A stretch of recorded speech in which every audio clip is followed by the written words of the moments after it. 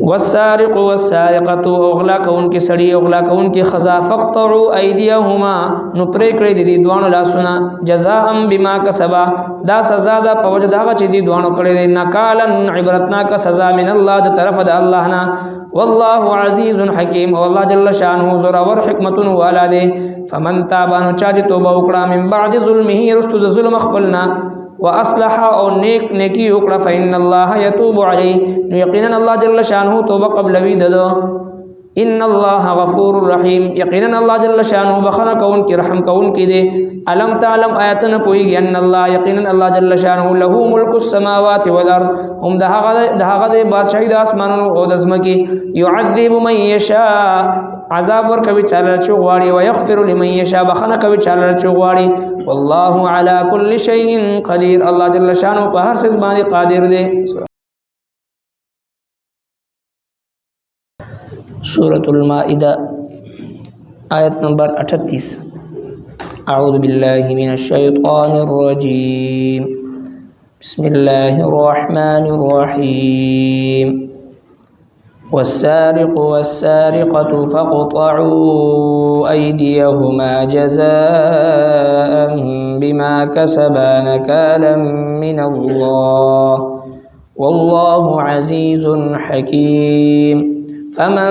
تاب من بعد ظلمه وأصلح فإن الله يتوب عليه إن الله غفور رحيم ألم تعلم أن الله له ملك السماوات والأرض يعذب من يشاء ويغفر لمن يشاء والله على كل شيء قدير صدق الله دین مخیات مبارکو کی الله جل شانه دهغه مجرم چې هغه ډاکا واچي او د یو مسلمان مال جان هغه ته نقصان ورسي دا غي د سزا بیان الله جل شانه فرمایل چې دا غي سلور قسمه سزاګانی هغه د پاره متعین دي چې سرنګي هغه جرم کړی وي دا غ جرم مناسبت سره به هغه ته سزاګانی ورکول شي نو لہذا هغه کې د دوی نیول او دغه سي د هغه لاسونه خپې د یو بل مخالف کټ کول او دغه سي په پانسي باندې زوړندول او بیا د دوی خېټي چې دی هغه په نيزه باندې سورې کول سخت نه سخت سزا چې سرنګي ډاکا چي بعض اوقات صرف مال واخلي بعض اوقات راولېږي هغه کس قتلم کی نو داغي مناسبت سره داغوي سرور قسمه سزاګانی جوړيږي هغه ذکر شوي منس کې الله تبارک وتعالى بیا مؤمنانو ته ترغیب ارشاد فرمایل چې پکار دادا چې یو مؤمن د الله د یری نه د ګناه نه ځان بچ کی د تقوا او د پرهیزګاری ترغیب الله تبارک وتعالى فرمایل چې د ایمان خوندانو د الله نه ویریږي او د الله تبارک وتعالى ته ځان نزدیک کړي نو چې کله تاسو تقوا اختیار کړئ د الله تبارک وتعالى ير تاسو پسړه کی وی نو په خپل باندې با د هر ګناه نه با تاسو بچ کیږئ او بیا د کافرانو مثال ذکر فرمایل چې دوی با چې کله په جهنم ته واچول شي نو دوی ته کچري د ټول دنیا مال دولت ورکړي شي او دی پاغه باندې ځان خلاصول غواړي نو دوی نه نشي قبل دي او دوی با اراده کوي غواړي با فریادونه وکړي چې جهنم نه بهر شي خو دغه نه وتل بیا نشته دي ځکه هغه دوی لپاره د همیشه عذاب دي نننی آیتونو مبارکو کې الله تبارک وتعالى د غل سزا ذکر فرمایي غل یعنی سارق هغه چاته وي چې د غل د غلا شرعي تعریف دادي چې یو کس د بل کس داسې مال پټ کی چې هغه په محفوظ ځای کې یخوي او یو ځای کې محفوظ کړی وي خوا په کور کې دننه یا د کور نه بهر د تالی په ذریعه باندې محفوظ کړي وي یا د چوکیدار په ذریعه باندې محفوظ کړي وي د خپل د سامان د حفاظت لپاره تنظیم کړي وي خو بل سړی راشي هغه په پټه باندې هغه شی واخلي د هغې دپاره بیا تفصیل دا دی چې د هغه څیز قیمت کم از کم 10 درهم نه زیات وي که دې نه کم او دونه معمولی شی وي نو هغې ته بیا هغه د غلا په تعریف کې نه راځي په هغې باندې لاس نه کټ کولی کېږي او بل دا هم دا چې کم څیز د پټ کړی دی په هغې کې د دې غل څه ملکیت نه وي څه شرکت پکې نه وي بعض اوقات 2 شریکان وي او یو شریک د بل نه یو څیز پټ کی واخلي نو هغه د غلا تعریف کې نه راځي ځکه د مال پکې شریک دی برابر دی ورسره نو لہذا داسې محفوظ سامان چې یو سړی د تالی په ذریعه یا د محافظ په ذریعه د چوکیدار په ذریعه یا د کور په ذریعه د چاردیوارۍ په ذریعه هغه محفوظ کړی دی او بل راځي هغه پټي او د هغه څیز قیمت هم د 10 درهم نه زیات جوړیږي نو دا دې ته غلا وي نو چې غل سړی وي او که غلا ښځه وي نو الله تبارک وتعالی فرمایي چې دې دواړه لاسونه کټ کړي دا سزا د الله تبارک وتعالی طرف نه دی مطلب دا دی کچری څوک وغواړي چې په دې کې تخفیف وکړي اسانتیا راولي او د لاس کټ کولو په ځای باندې چې د قید ورکړي یا چې د کوړې ورکړي نشي ورکولی او دغسې یو واقعه مدینه طیبه کې یو واقعه راغلی وه چې یوه ښځه په غلا باندې نیولې شوې وه او د هغې تعلق یو ډېر لوی خاندان او سرمایه‌دارو خلکو خاندان سره تعلق و ډېر لوی خانداني مضبوط خلک او د هغې زنانه نامه چې د هغه فاطمه وه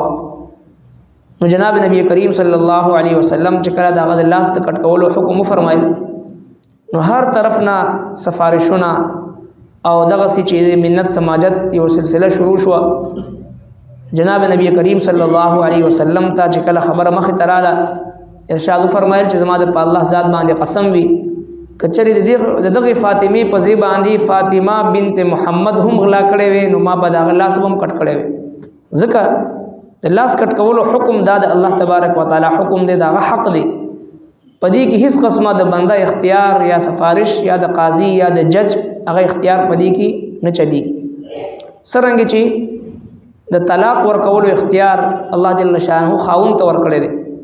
د طلاق اختیار د خاوند سره د دنیا یو طاقت یو قاضي یو جج هم په ښځې باندې طلاق نشي واقع کولی تر څو پورې چې خاوند طلاق نه ورکړي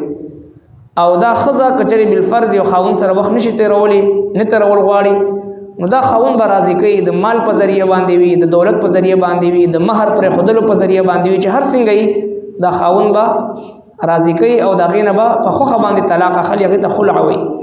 تر څو پورې چې د خاوند طلاق نه ورکړي د دنیا یو طاقت هم د ښځې ته طلاق نشي ورکولی نن سبا زموږ استادو په عدالتونو کې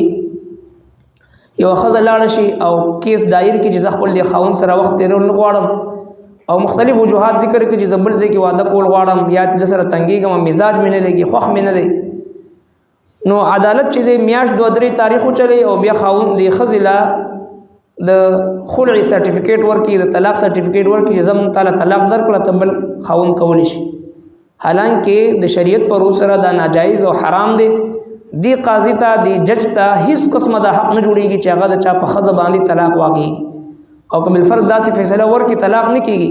که دی بل چا سره نکاح وکړي نو هغه نکاح نه کېږي او همیشه دپاره به زنا کې مبتلا وي حرامو کې مبتلا وي په هغې کې پوره دغه عدلیه دغه قاضي دغه جج هغه ورسره شریک وي په دې ګناه کې نو لہذا څنګه چې د طلاق اختیار الله تبارک وتعالی خاوند ته ورکړی دی د دنیا یو طاقت هم هغې نه نشي اخیستی تر څو پورې چې دی راضي نه دغسې د غل د لاس کټ کولو حکم چونکې الله رب کائنات په خپله باندې کړی دی نو دا د الله تبارک وتعالی حکم دی په دې کې څوک تخفیف او اسانتیا نشي کولی اگر چې هر څومره لوی نه لوی شخصیت وي هغه په دې کې څه تخفیف نشي کولی نو فرمایي چې والسارق او غلا کوونکي سړي والسارقة او غلا کوونکي ښځه دلته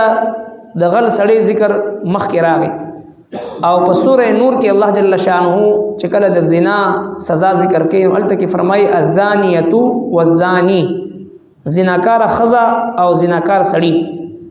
مفسرین کرام دلته یو نقطه لیکي چې دې ځکه د سړی ذکر مخکې راغی د غلا په باب کې، د غلا د سزا په باب کې، او د خزي ذکر رستو راغلی دی. او زنا چې کوم سزا ذکر کیږي نو الزانیه والزانی، زناکار خزا زناکار سړی، نو الته د زنا په باب کې د خزي ذکر مخکې راغلی دی او د سړی ذکر رستو راغلی دی. دلته د غلا په باب کې د سړی ذکر مخکې راغلی دی. دې وجه مفسرین کرام دا ذکر کوي چې دا غلا چونکه دا یو همت غواړي، حوصله غواړي او یو غیرت غواړي د چا مال ته لاس اچول، نو چونکه دا په نارینو کې دا همت او دا حوصله د خزو په نسبت زیات وي، نو ځکه د سړی ذکر مخکې کړي. السارق والسارقه د خزو ذکر چې دا غرستو کړي دي. او زنا چونکه د اکثر او بیشتر چې دی دا د زنانو د طرف نه پدې کې میلان وي او د کوم زنا کېږي نو پاغي کې ډېر لوی کردار هغه د زنانو وي. کچې یو زنانه نو غواړي نو په زور سو ور سره په حال اسانه باندې زنا نشي کولی. دغه زنانه وي چې د بے حیا لباس واچي، بے پرده لباس واچي، سړی ځان ته مائل کی یا سړو ته مقور کی، نو ډېر زیات چې د هغه کې موقع د زنا ورکون کې دا خزوي. نو ځکه الله تبارک وتعالى چې کله د زنا سزا ذکر کوي نو الته د خزي ذکر مخکې الزانیه والزانی فجلدوا كل واحد منهما 100 جلده. داغه د کوړې ذکر راځي اول د خزې ذکر راځي بیا وروسته سړي ذکر راځي. نو لہذا چې کله زنانا با عزت وي، با عفت وي، با حیا وي، په پرده کې ژوند تیری او خپل ځان ساتي، خپل ډول سنگار چاته نخ کار کوي، خپل بدن نمایش نه کوي او خپل عزت او آبرو سره وخت تیری، نو هغه ته د زنا نوبت ناراضي. نو فرمایي غل سړی او غلا خزا فقطعوا ايديهما، نو پرې کړی دي دوه لاسونه جزاء بما کسبا، دا سزا ده په وجه د هغه چې کړی دي دوه نکالا من الله، عبرتناک د طرف د الله نه، نکالا عبرتناک سزا ده چې کله غل اونې ول شي پړمبي غلا باندې خلاص کټ کړی شي او که بیا دویم ځل غلا وکینو غس خپا هغه ته کټ کړی شي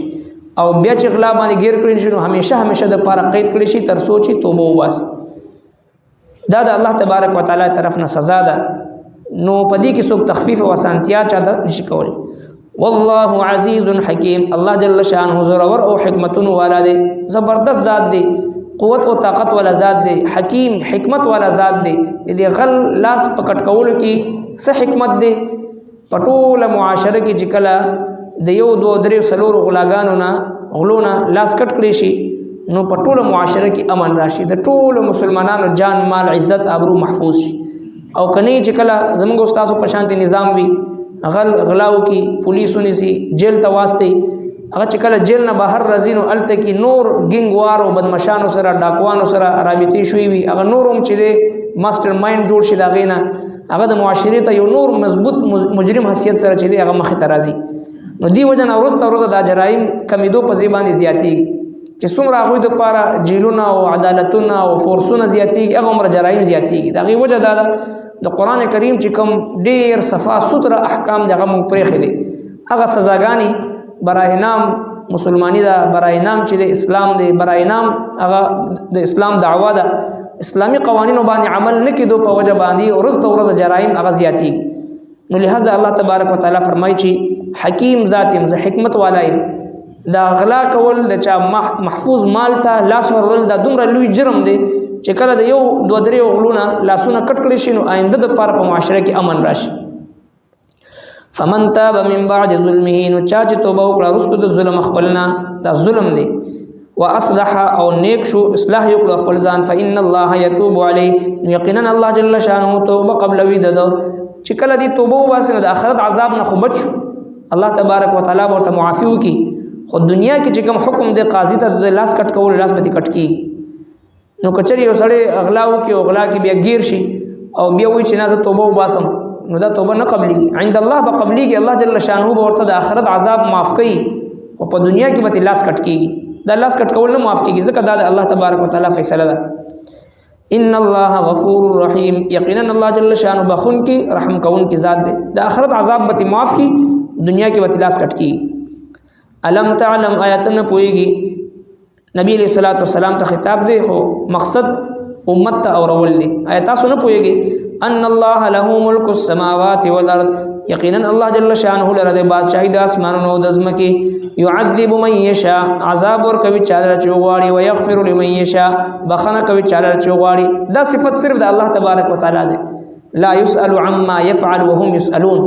الله تبارک وتعالى نه څوک تاسو کول ورنشته دي چې دا د ولي معاف کو، بلکې تاسو نه به تاسو کیږي. یو قاضي ته یو حاکم ته دا حکم دی چې د غل نه بلاس کټکې، زانی ته به کوړې ورکې، او زانی چې شادي شوده وي نو هغه به سنگسار کې پکانو باندې ولي وجنی به. دا سزاګانې د حکم حاکم وقت ته، قاضي ته، د مسلمانانو امیر المؤمنین ته دا حکم دی. د دې به الله تبارک وتعالى تاسو کوي. کچری یو قاضي هغه چې د رشوت واخلي، یو جج هغه رشوت واخلي، غلط فیصله کوي، او دغه چې د هغه قاتل هغه رها کوي، بے ګناه هغه پانسی کوي، او دغه سي عدل او انصاف په پیسو باندې خرڅي، دنه به تاسو کیږي. الله تبارک وتعالى بدنه تاسو کوي. او الله رب کائنات کچری یو مجرم ته معافی وکي داغه د جرم باوجود، نو يعذب من يشاء ويغفر لمن يشاء. رب کائنات شهنشاه ذات دی، او داسې ذات دی چې هغه نه څوک تاسو کول ورنشته چې دا مجرم دی ولې معاف مونږ نه بکیږي، قاضي نه بکیږي، جج نه به تاسو کیږي، خدای الله تبارک وتعالى نه څوک تاسو نشي کولی. ځکه والله على كل شيء قدير، الله جل شانه په هر څه باندې قادر دی. کاغه ته د سلو کالو مشرک کافر راشي او یو ځل وایي چې ای زما ربا زما د شرک نه توبه ز کلمه وایم، هر څه شرک پرېدم ما معاف کا، رب کائنات ورته معاف کوي. نه صرف دا معاف کوي بلکې یبدل الله سیئاتهم حسنات، داغه د سلو کالو ګناهونه ورته په نیکو باندې بدلی. ځکه الله تبارک وتعالى څخه تاسو نشي کولی، هغه داسې ذات دی، کل شیء قدیر دی، په هر څه باندې قدرت لري. والسارق والسارقة، اغلا کون کی سړی اغلا کون کی خزا، فقطعوا ایدیهما، نو پرې کړی دي دوانو لاسونه، جزاء بما کسبا، دا سزا ده په وجه داغه چې دي دوانو کړی دي، نکالا عبرتناک سزا من الله، د طرف د الله نه. والله عزیز حکیم، او الله جل شانه زور ور حکمت والا دی. فمن تاب، نو چا چې توبه وکړه، من بعد ظلمه، رستو د ظلم خپلنا، واصلح او نیکی وکړه، فإن الله يتوب عليه، نو یقینا الله جل شانه توبه قبل وی ددو. ان الله غفور رحیم، یقینا الله جل شانه بخنه کون کی رحم کون کی دے. الم تعلم، آیتن پویږي ان الله یقینا الله جل شانه له ملک السماوات والارض، هم دهغه د بادشاہی د اسمانونو او د زمکي. يعذب من يشاء، عذاب ور کوي چاله چوغواړي، ويغفر لمن يشاء، بخنه کوي چاله چوغواړي. والله على كل شيء قدير، الله جل شانه په هر څه باندې قادر دی.